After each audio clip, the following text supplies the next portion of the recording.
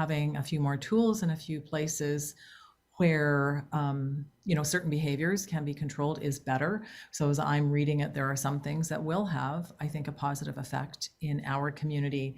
Some of the building entrances, things like that. So I think it's something for us to work through, but probably there are parts of town that will benefit from this. So I do appreciate it. What exactly are the safety concerns in areas like entrances at buildings? I think it's complex and it's nuanced, and I do find it difficult to just think about one thing.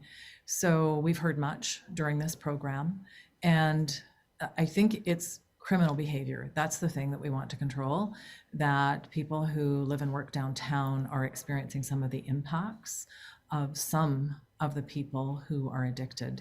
It's not everyone, but people that are taking refuge for long periods of time, whether they're in doorways or in some of the parks, and some of the behaviors that result from that, from people who have severe addictions or mental health issues, some of the violence that comes among the people themselves and to other people, residents and businesses. So it's complex. And this is one piece. So I think we will see a benefit, but the overall issue is still there. And we do need more supports in communities, including small towns, which often are overlooked in this. But why not address what is the criminal behavior? Because under decriminalization, the possession of these illicit drugs up to 2.5 grams is decriminalized. So why not address, whether there is violent behavior, drug use in and of itself under these conditions is decriminalized, right?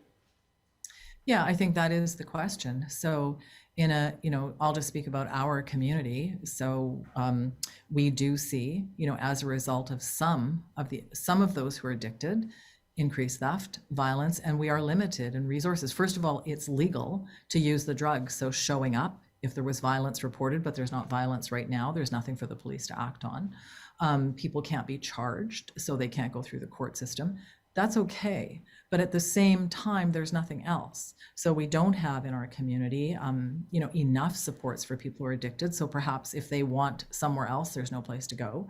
And there is this sense that if there's something happening outside your business or in your business, there's a frustration because if you call police, we don't have the steps in place. There aren't enough things in town. So I'm okay when I hear the health ministry wanting to talk about decriminalization for the overall health of people. I get it. What we need is to make sure that we have resources in our communities to deal with the criminal behavior. As you said, why can't we deal with it? Well, we simply can't. We don't have enough resources, enough policing. There's no place to take people. So what do people do if they've been assaulted, if they're the victims of ongoing theft? Okay. Those are the questions in community. And those are our responsibility at the local level to ensure that our entire community is being dealt with. So this is a little bit, it gives some room for moving people away from certain parts, but it doesn't change the full problem. So we can move people along to where.